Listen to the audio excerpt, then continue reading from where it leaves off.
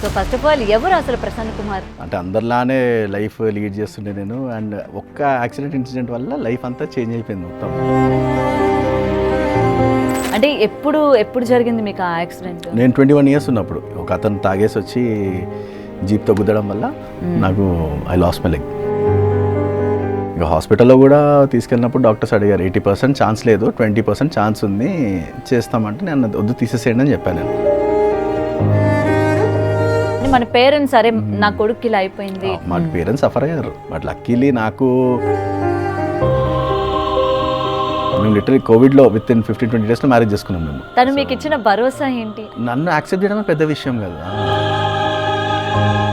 మరి ఈ big boss అన్నది ఏంటి మీకు? ఫ్రమ్ ద సీజన్ 1 నుంచి మీకు ఇంట్రెస్టా లేకపోతే ఏంటి? సీజన్ 1 నుంచి ఏం ఇంట్రెస్ట్ లేదు బేసికల్ బిగ్ బాస్ అంటే. నాకు బిగ్ బాస్ ఏంటంటే వీళ్ళు కూడా కంటెస్టెంట్స్ అయినా అని అనుకున్న వాళ్ళు చాలా మంది ఉన్నారు, అందులో నేను కూడా one of the person. Everyone has a different mindset అక్కడ. అంటే మనకంటే తక్కువ అనేది ఎప్పుడు చూసుకోవద్దు. అండ్ స్టేజ్ ఎక్కిన దగ్గర నుంచి జడ్జెస్తో మాట్లాడినంత వరకు మొత్తం మీ ఓనేనా? ఒకవేళ స్క్రిప్టెడ్ ఉంటే డిఫరెంట్గా ఉండేది. అగ్ని పరీక్షలో పెట్టిన టాస్క్లు నిజంగా దానికోసం అంత అవసరం అంటారా? ఆ ప్లాట్ఫామ్ అంత ఇంపార్టెంట్ ఏమో వాళ్ళకి. ఏం జరిగినా బిగ్ బాస్ వాళ్ళ మీదే కదా, మనకేం సంబంధం లేదనా? I'm signing and going inside. నా రెస్పాన్సిబిలిటీ ఏదైనా బిగ్ బాస్ మీదకి ఎందుకు వస్తుంది అది? రేపు మీరు ఇదే బయటకు వచ్చి చెప్పగలుగుతారా మిమ్మల్ని ప్రశ్నించే వాళ్ళని? నా షోక్ తోటి నా కీడాతోటి నేను పోతున్నా లోపలికి. Hi hello, welcome to Big TV. నేను మీ Gautami. So Bigg Boss Agnipariksha, so అందరూ కూడా వెయిట్ చేస్తున్న టైం అనమాట. బిగ్ బాస్ సీజన్ 9 ఎప్పుడెప్పుడు స్టార్ట్ అవుతుందా అనుకుంటున్న టైంకి సీజన్ 9 కాదు, దానికన్నా ముందు అగ్ని పరీక్ష ఉంది అని చెప్పి అందరినీ షాక్కి గురి చేశారు. మరి అగ్ని పరీక్షలో ఎలాంటి కంటెస్టెంట్స్ వస్తారు, ఎలాంటి వాళ్ళు ఇన్స్పైర్గా నిలుస్తారు అనుకుంటున్న టైంలోని చాలామంది ఇందులోకి రావడం జరిగింది. అండ్ ప్రతి ఒక్క స్టోరీ కూడా అందరి మనుషుల్ని కూడా గెలుచుకున్న విషయం అందరికీ తెలిసిందే. అందులో ముఖ్యంగా ప్రసన్న కుమార్. సో ముఖ్యంగా ఇతని స్టోరీ గురించి, అలాగే ఇతను డేర్ చేసిన విధానం గురించి, అండ్ అగ్ని పరీక్షలోని సెలెక్ట్ అయిన విధానం కూడా అందరినీ కూడా మెప్పించింది. అండ్ అందరూ కూడా ఈయన బిగ్ బాస్లో ఉంటే గట్టి టఫ్ ఇస్తాడా అనుకున్న టైంలోనే ఆయన నిలిచారు. మరి ఈరోజు మనతో పాటు స్టూడియోలో కూడా ఉన్నారు, ఆయనతో మాట్లాడదాం. Hello. Hi. And first of all congratulations. Thank you. Right, Bigg Boss అనగానే చాలా మందికి అంటే కామన్ పీపుల్కి కూడా అవకాశం ఉంది అని చెప్పగానే ఫస్ట్ ఆఫ్ ఆల్ ఏమనిపించింది మీకు? It's value added thing first of all. ఇంకోటి ఏంటంటే ఒక హ్యాపీ థింగ్ కూడా. అంటే ఒక ఆపర్చునిటీ డోర్ అనేది ఓపెన్ అయింది, దానంతా తాను ఓపెన్ అయింది కాబట్టి ఆబ్వియస్లీ అటెంప్ట్ ఇస్తే బాగుండు అనే ఫీలింగ్. It was great. అంటే ఉండాలి, అంటే ఎవ్రీ టైం కామనర్లో కూడా కొంతమంది స్పెషల్ ఉంటారు అండ్ డిఫరెంట్ ఉంటారు అండ్ చాలా చేయగలుగుతారు ఉంటుంది కదా. So I think for them it's a very big opportunity. Okay, so అగ్ని పరీక్షలోకి వెళ్ళినంత వరకు ప్రసన్న కుమార్ అంటే ఎవరన్నది ఎవ్వరికీ తెలియదు. అవును. సో ఫస్ట్ ఆఫ్ ఆల్ ఎవరు అసలు ప్రసన్న కుమార్? ఏం చేస్తూ ఉంటారు, ఎక్కడ పుట్టారు, ఎక్కడ పెరిగారు? తర్వాత మీ గురించి గూగుల్ చేసుకున్నవి ఈ క్వశ్చన్స్ అన్నమాట. సో నేను పుట్టి పెరిగింది మొత్తం హైదరాబాదే. హైదరాబాద్. ఓకే. యా, సో నాది వచ్చేసి middle class family. And father government employee, సెక్రటరియట్లో చేస్తారు డాడీ. అండ్ జాయింట్ ఫ్యామిలీ మాది. So mother house wife, wife working, have a kid. Married 3 years kid ఉన్నాడు నాకు. ఓకే. అండ్ అది కాక మొత్తం ఇక బాబాయ్ మేమంతా ఒక దగ్గర ఉంటాము. సో రెగ్యులర్ లైఫ్, అంటే అందరిలానే లైఫ్ లీడ్ చేస్తుండే నేను. అండ్ ఒక్క యాక్సిడెంట్ ఇన్సిడెంట్ వల్ల లైఫ్ అంతా చేంజ్ అయిపోయింది మొత్తం. అంటే ఎప్పుడు జరిగింది మీకు ఆ యాక్సిడెంట్? నేను 21 years ఉన్నప్పుడు, ఎగ్జాక్ట్ 2013లో నేను అబ్రాడ్ వెళ్ళే టైంకి ఆ మూమెంట్లో అయింది. ఒక అతను తాగేసి వచ్చి జీప్తో గుద్దడం వల్ల నాకు I lost my leg. Okay.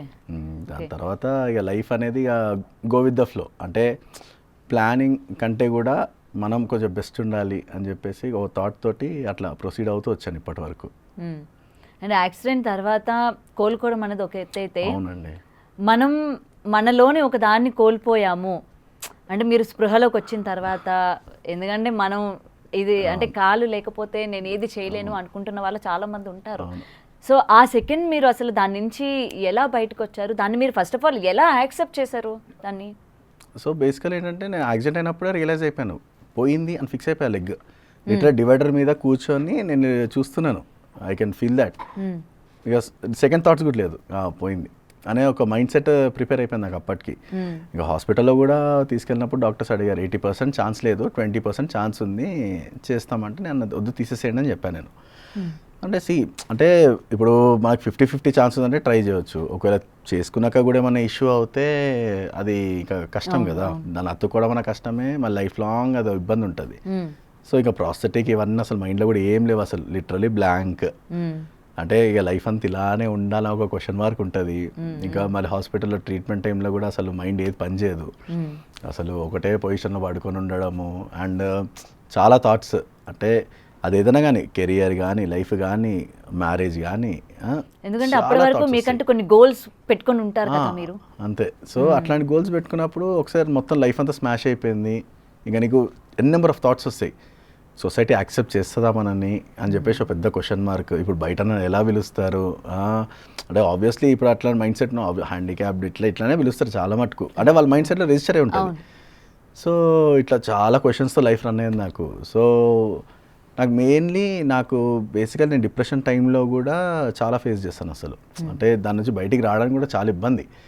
అంటే ఇప్పుడు రిలేటివ్స్ కూడా మాట్లాడుతుంటారు, అట్లా కాదు ఇట్లా కాదు అట్లా చాలా మాట్లాడుతుంటారు. So you never know. ఇప్పుడు నేను తాగిలేను, బట్ బయట పోట్రే ఏంటంటే నేను తాగున్నాను పోట్రే అయింది.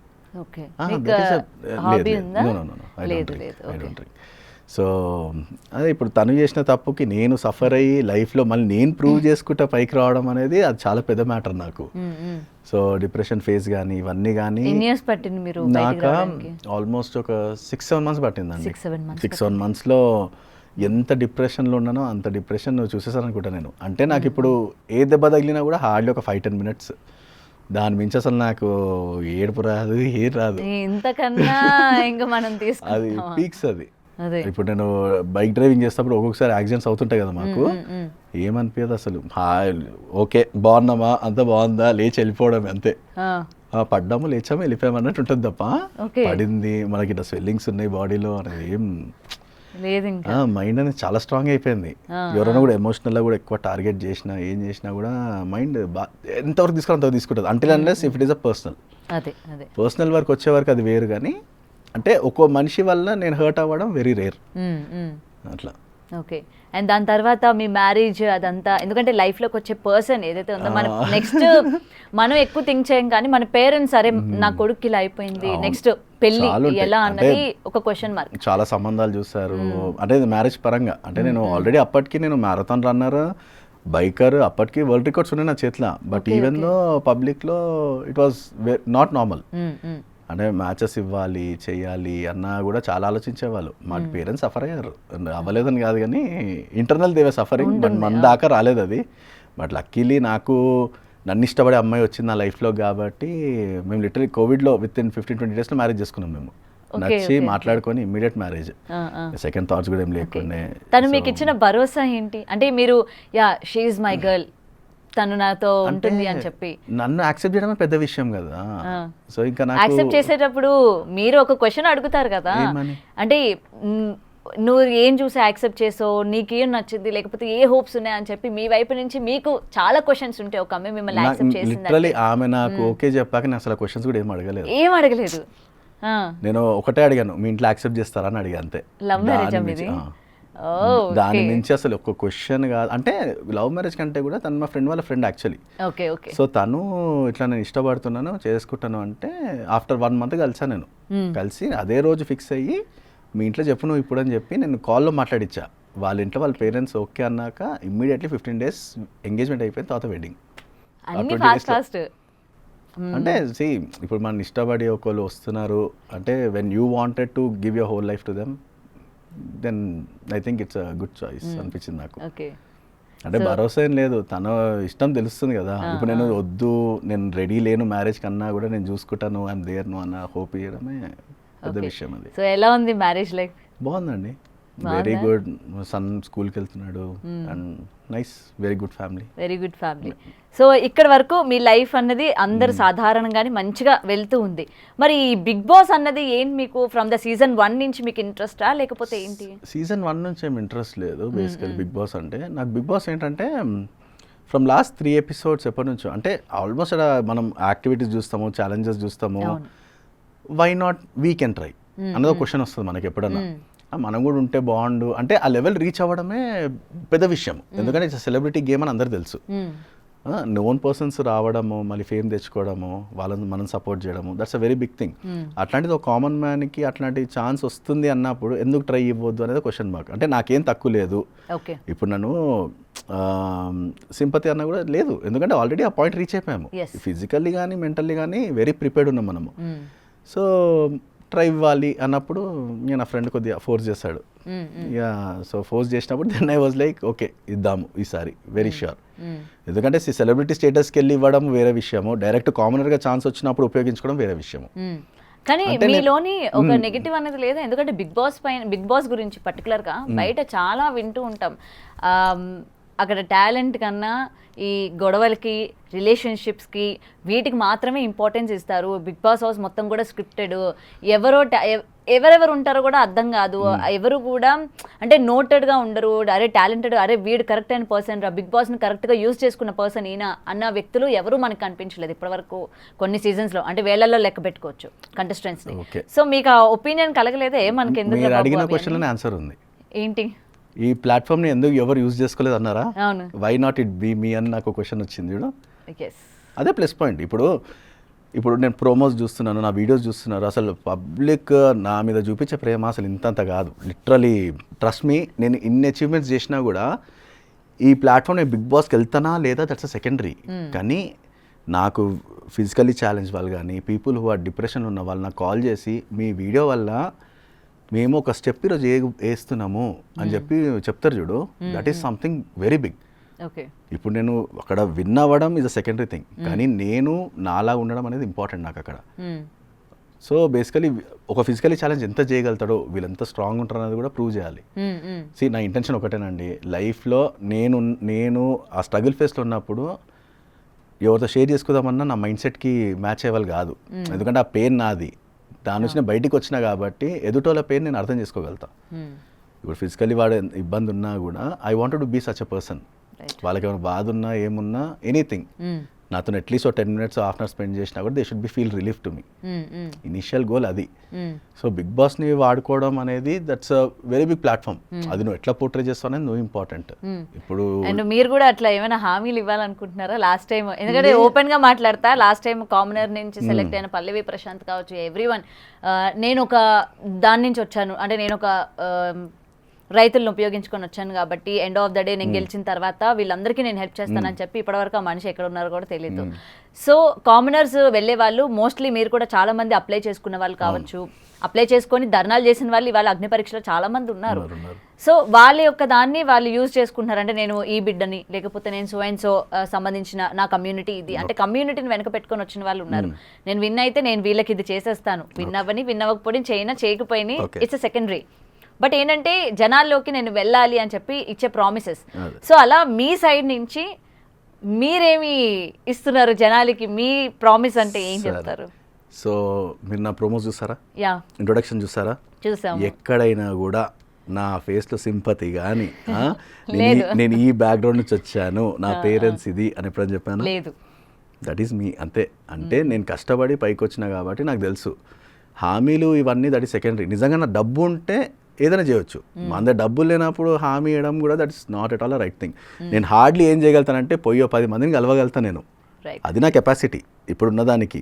తర్వాత అది ఎటు దారి తీస్తుంది ఏంటనేది నాకు తెలియదు. ఎందుకంటే నేనున్న అవైలబిలిటీకి, నేనున్న సర్కిల్లో నేను ఏం చేయగలుగుతా ఎవరు తెలియదు. ఇప్పుడు ఎగ్జాంపుల్ తీసుకోండి, ఇప్పుడు బయట 3-4 వేల మంది ఈ 5 రోజులలో who are giving a good backup to me, friends లాగానో ఫ్యామిలీ గానో హ్యాపీ అంటే ఫ్యాన్స్ గానో హూ ఆర్ సపోర్టింగ్ మీ.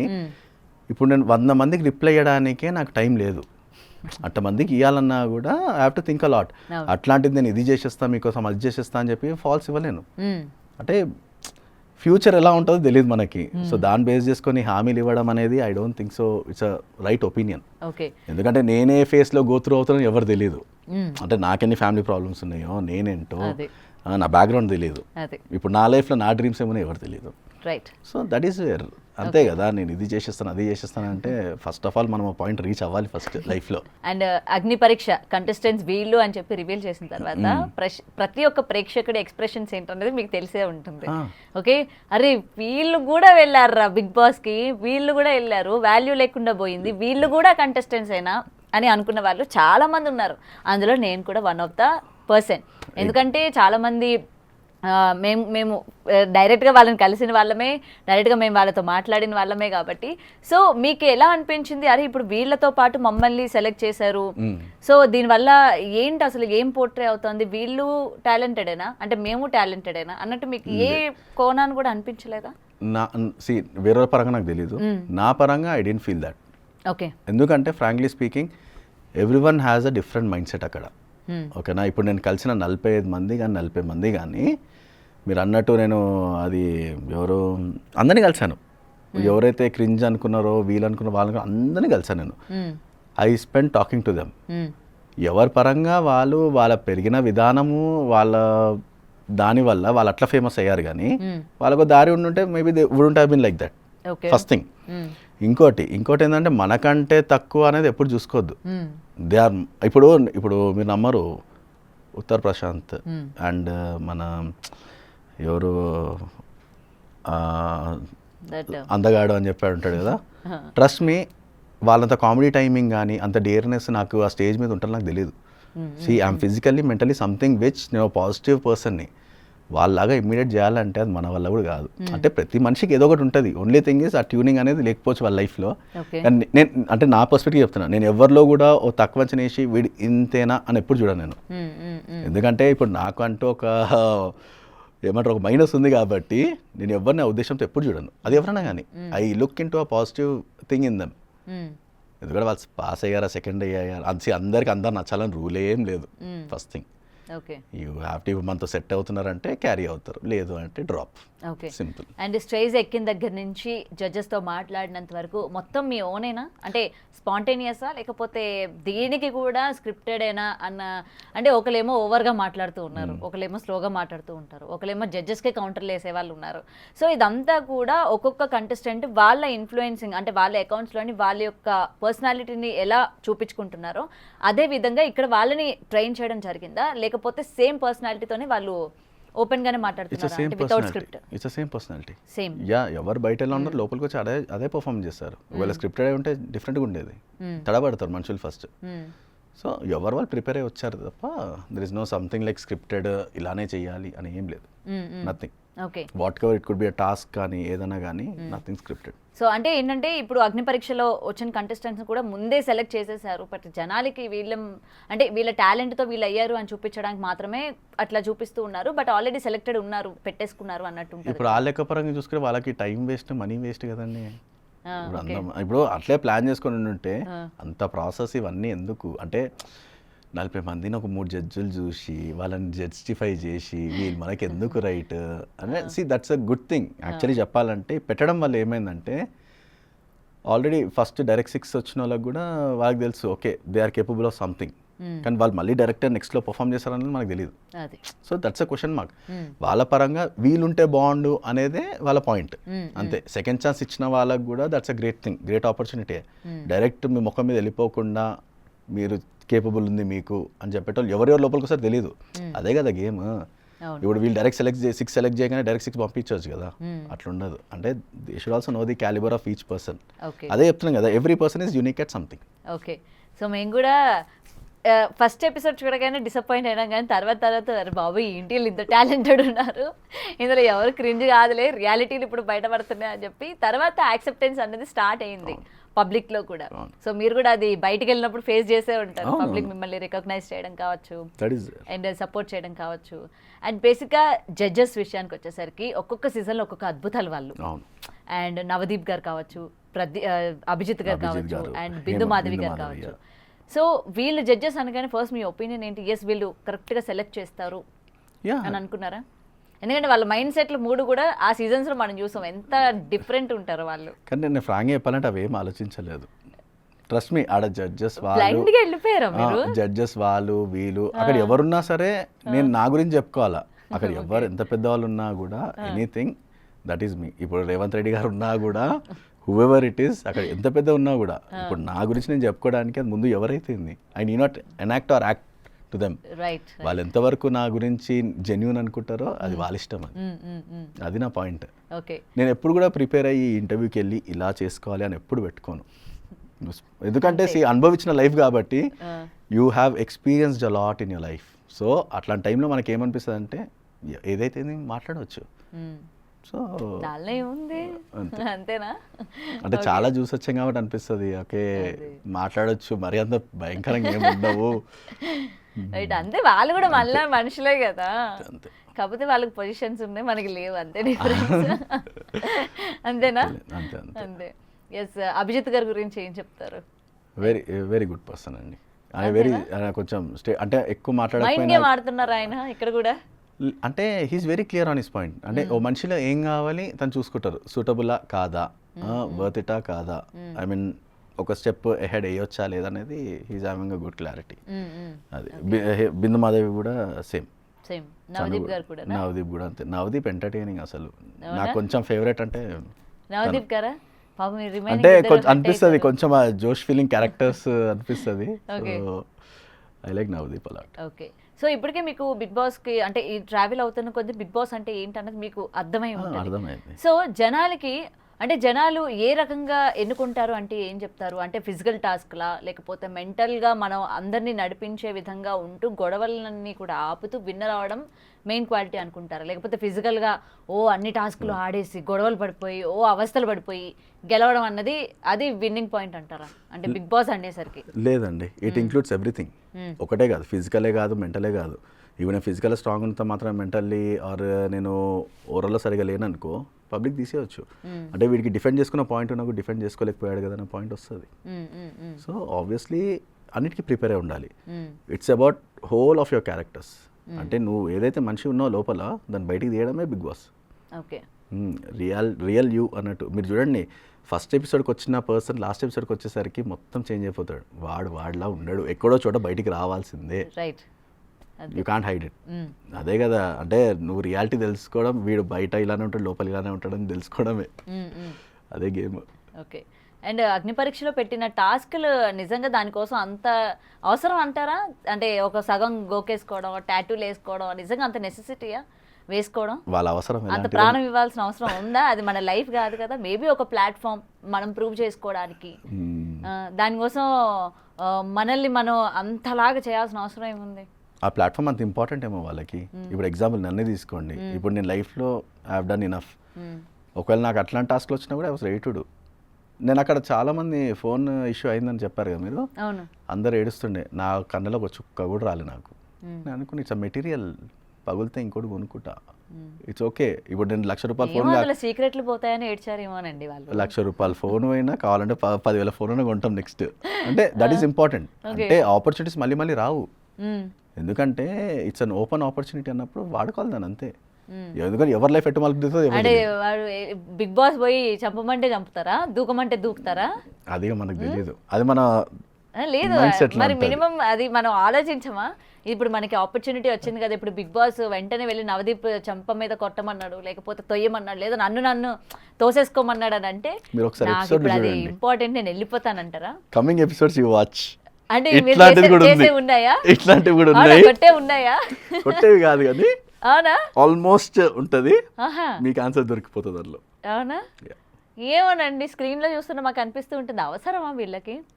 అంటే అంత ఎఫర్ట్స్ పెట్టి అంత పర్సనల్ రిస్క్ చేసి చేయాల్సిన అవసరం ఏముంది? ఎండ్ ఆఫ్ ద డే ఏం లభిస్తుంది నీకు? నువ్వు ఎట్లా పాజిటివ్గా వెళ్ళినావు, బయటికి ఎంతమంది నెగిటివ్గా వచ్చినారో కూడా మనం చూస్తాము. బట్ అది గేమ్ షోలా తీసుకుంటే బెటర్. నేను అదే అంటున్నా, గేమ్ షోలా తీసుకోవచ్చు కదా, ఎందుకు సీరియస్ గా తీసుకుంటున్నారు?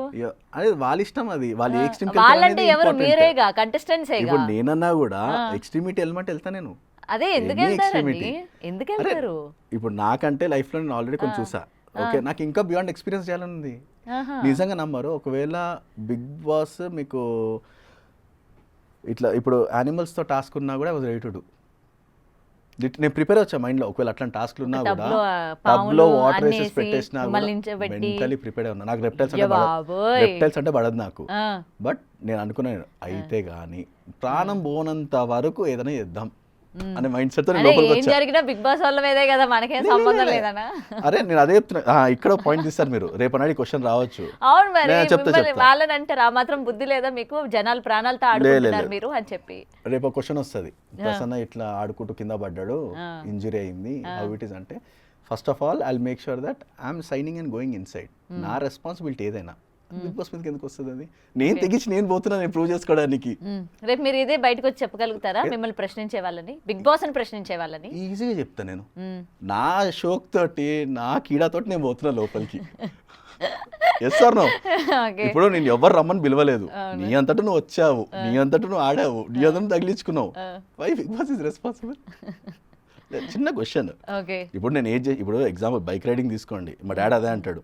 ఇప్పుడు నేను ఏమైనా అయిందన్నా అనుకో, నువ్వు పోయినావు, నువ్వు పడ్డావు, బండి అమ్మేస్తా అంటాడు. కానీ అది పాయింట్ కాదు కదా. ట్రూ. ఇప్పుడు నేను కింద పడ్డా కూడా ఇంట్లో చెప్పను, నేను చెప్తే నీ షోక్కి నువ్వు పోయినావు చేసుకున్నావు అంటాడు. ఆబ్వియస్లీ ఇది కూడా అంతే కదా. ఓకే. సో రానున్న రోజుల్లో చాలా రిస్కీ ఫ్యాక్టర్స్ ఉన్నాయి అయితే బిగ్ బాస్ లో. ఉండనివ్వండి. ఆ రిస్క్ ఫ్యాక్టర్స్ లో ప్రసన్న కుమార్ ఉన్నారా? లేరండి, ఆల్రెడీ టాప్ 6 లో సెలెక్ట్ అయింది కొంచెము. Okay okay. అలా చూస్తూ వాళ్ళని, కానీ ఆ సీట్లో కూర్చున్నప్పుడు కూడా లోపల మైండ్ పోతుంటది, వాళ్ళు చేస్తుంటే కూడా లోపల ఒక ఫీలింగ్ ఉంటుందండి. అమ్మో, టాప్ 6 అనగానే అర్రే మనం అనుకున్నది ఏంటి, జస్ట్ వెళ్తే చాలు అనుకున్న వాళ్ళకి టాప్ 6 లో పొజిషన్ వచ్చిందంటే ఎట్లా ఫీల్ ఉంటుంది కదా. థింగ్ అనేది అంటే ఎందుకంటే వాళ్ళు అంతమంది రిజెక్ట్ చేసి you are the good, you are the best అని చెప్పి ఇవ్వడం ఒక మెట్టు పైకి. అంటే వాళ్ళ జడ్జిమెంట్లు ఏం తప్పలేదులేండి. Who has a calibre they did it అంటే ప్రూవ్, ఒక ఛాన్స్ ఇచ్చినప్పుడు ప్రూవ్ చేసుకోవాలి దాన్ని. అది ఎట్లన్నా కానీ ఆ స్టేజ్ మీద మనకు 20 నిమిషాలు ఇచ్చినా 10 నిమిషాలు ఇచ్చినా, ఇప్పుడు నేను ఒకవేళ నా స్పీచ్తో వాళ్ళు వినకపోయినా కూడా I should have shown my physical ability 100%. అది ఎందుకంటే నేను ఫిజికల్ ఎబిలిటీ ఎంత చేయగలుగుతా అనేది ఎవరు తెలియదు. సో నా మాటలకే they were happy with my everything. వాళ్ళకి అవసరం రాలేదేమో ప్రసన్నకి ఇవన్నీ చేయించాలి అనే అవసరం రాలేదేమో. సో నేను అదే చెప్తాను, నేను ఫిజికల్ టాస్క్తో లోపల రాలేదు గేమ్లోకి. నేను what ever I did I kept it on it, point to point. So that is where I was in అనే ఫీలింగ్ నాకు ఉంది. ఓకే. అండ్ హౌస్లోకి వెళ్ళిన తర్వాత మీరు ఎలా ఉంటారని చూడాలని ఉంది మాకు. అండ్ ముఖ్యంగా ఆడ సెలబ్రిటీస్తో పోటీ ఉంటుంది కాబట్టి గట్టిగా మరి ప్రసన్న కుమార్ గారు ఎలా టర్న్ అవుతారు, సిచ్యువేషన్స్ బట్టి ఆయన ఏమైనా టర్న్ అయిపోతారా? అస్సలు తెలియదు, నో ఐడియా. అంటే నేను ఇంట్లో కూడా చెప్తున్నాను, మేము వీడియోలు తీసి పెట్టుకుంటాం. మేబీ నా క్యారెక్టర్ ఇది అవ్వచ్చు, చేంజ్ అయిపోవచ్చు మొత్తానికి. చూసారా, మీ మీద మీకు కాన్ఫిడెన్స్ లేదు, చేంజ్ అయిపోవచ్చు అంటున్నారు. ఎందుకు చేంజ్ అవ్వాలి? ఎందుకు అవ్వదు? You have to be constant. అట్లానే ఉండాలి కదా. ఇప్పుడు మీరే ఉన్నారు ఇక్కడ మాట్లాడుతున్నాం, ఒక టాపిక్ మీద ఆర్గ్యుమెంట్ వచ్చింది. ఆబ్వియస్లీ ఇప్పుడు ఆ పీక్ స్టేజ్కి వెళ్ళిపోయేసరికి మీ ఒపీనియన్ నా ఒపీనియన్ మారిపోద్ది. ఓకే. ఇప్పుడు యాంకర్గా ఉన్న మీరు నా మీద ఫైర్ అయ్యే ఛాన్స్ కూడా ఉంది. అంటే మిమ్మల్ని ట్రిగర్ చేసే కొద్ది obviously there is a burst point for every one. ఇప్పుడు కోపం అంటే అక్కడ పోయినాక కోపం ఆపుతామో అది రేగుతుందో ఎవరు తెలియదు. It could be anything. See most of the time happiness everything everyone will share. ఈ whenever the conversations happen then the issue rise up. So అక్కడ మనం ఎలా బిహేవ్ చేస్తాం అనేది ఇంపార్టెంట్. అది నా చేతిలో కూడా లేదు, ఎందుకంటే anger issues everyone it's a common thing. అది ఎప్పుడు ఎలా దేనికి సిల్లీ పాయింట్ కూడా ట్రిగర్ అవ్వచ్చు. మీరు అన్నిటికీ రెడీయే కదా, అంటలు తోమడానికి, బాత్రూమ్లు కడగడానికి. మళ్ళీ వెళ్ళిన తర్వాత మేము బయట ఉన్నది ఏంటి, లోపలికి వచ్చి చేస్తుంది ఏంటి అని మాట్లాడతారు కెమెరాల ముందుకు వచ్చి. ఛాన్సే లేదు అస్సలు. మనకు అసలు మోమాటాలు. రిలేషన్స్ ఏమైనా పెట్టుకుంటారా? ఏది ఆల్రెడీ లైఫ్ ఇంత ఓపెన్ బుక్ ఉంది, చూసుకోండి అయ్యా. ఏమోనండి, మాకు అదంతా అవసరం లేదండి. హౌస్ లోకి వెళ్ళాక మారిపోతారండి జనాలు. అస్సలు లేదు, అందుకే ముందే అన్ని అడిగేస్తుంటాం మేము. సరే, మీలో ఉన్న ఒక టాలెంట్ ఇప్పటి వరకు బయట పెట్టండి ఏమైనా ఉందా? నాదా అండి? ఏం లేవండి అట్లాంటి. Singing dialogues no. సరే, మీ ఆవిడ కోసం ఒక పాట పాడుతుంది. నాకు తెలిసి లైఫ్ లో మీరు ఎక్కడ ఎప్పుడు పాడి ఉన్నారేమో, నేను ఆ అవకాశం ఇస్తున్నాను నేను మీకు, మీ ఆవిడ కోసం. లేదండి, మనం అంతా అడ్వెంచర్ పర్సనే, మనకు అట్లాంటివి ఉండవు. ఇప్పుడు ఒక పాట పాడండి. నేను ఓకే ప్రసన్న గారి చేత ఒక పాట పాడించానన్న ఏమంటారు మంచి మార్క్స్ వస్తాయి నాకు. అస్సలు లేదు, మీ ఆవిడ గారు హ్యాపీగా ఫీల్ అవుతారు. అస్సలు రావు, చాలా బాగోదు మనం పాడితే. ఓకే, మీ ఆవిడ కోసం ఒక చిన్న కవిత అయినా చెప్పండి సార్. నేను ఎక్స్ప్రెస్ చేసే విధానం కూడా నోచుకోలేదా మీ ఆవిడ? లేదు, నేను ఎక్స్ప్రెస్ చేసే విధానం వేరు. అంటే ఏ విధంగా ఎక్స్ప్రెస్ చేస్తారు? సో నా వైఫ్ ఫుడీ. ఓకే, ఇప్పుడు మూడు బాగాలేదు, ఏం బాగాలేదు అనుకో, నో థింకింగ్ ఉండడం ఫస్ట్, ఆమెకు నచ్చినవి ఉండడము అది ఫస్ట్. సెకండరీ ఇమీడియట్ బండి వేసుకొని బయటికి వెళ్ళిపోయి పానీపూరి తినిపించడము, that is the first thing. చూసి నేర్చుకోండి అయ్యా. అంటే అది అంటే తన కోపంలోనే ఏమున్నా జస్ట్ అట్లా బయటికి పోయి తినిపించేసామనుకో, షీఈస్ హ్యాపీ. పాట మాత్రం స్కిప్ చేసినారు, దొరుకుతారు ఏదో ఒక రోజు.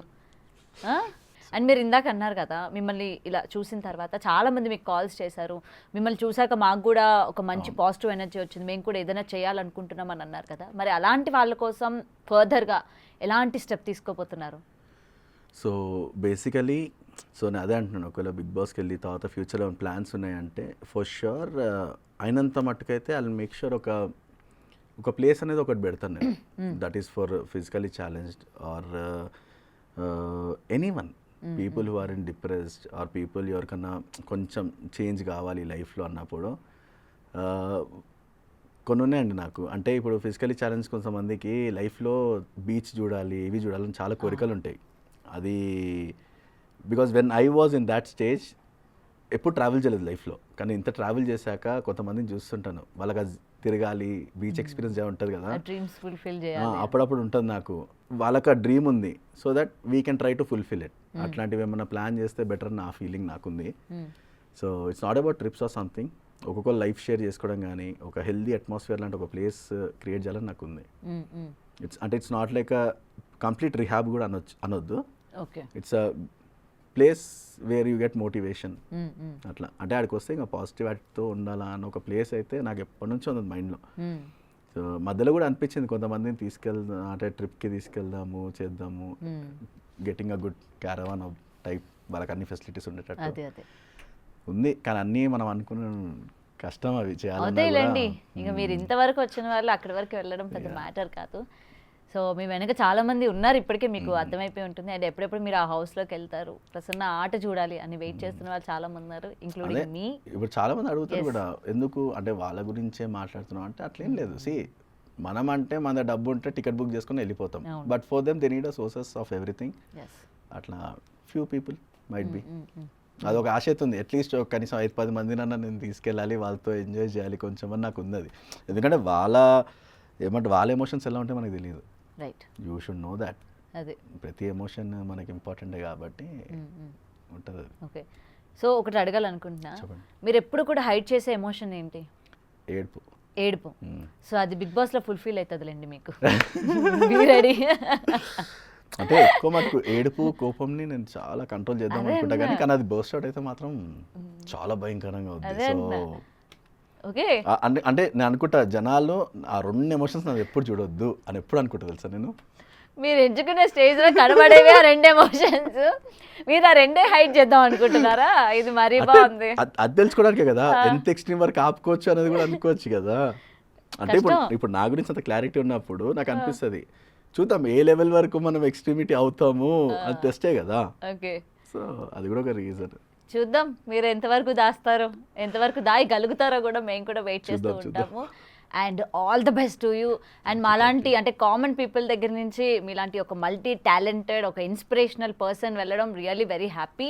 సో మంచిగా ఆడండి అండ్ మంచిగా మీ ఎమోషన్స్ని కంట్రోల్ చేసుకుంటారు, ఒక మంచి ఇన్స్పైర్ చేసే పర్సన్గానే బయటికి రావాలి విత్ ట్రాఫీ అని హార్ట్ఫుల్గా నేను కోరుకుంటున్నాను. All the best to you. Thank you so much. Thank you. For more videos like this, subscribe Big TV channel.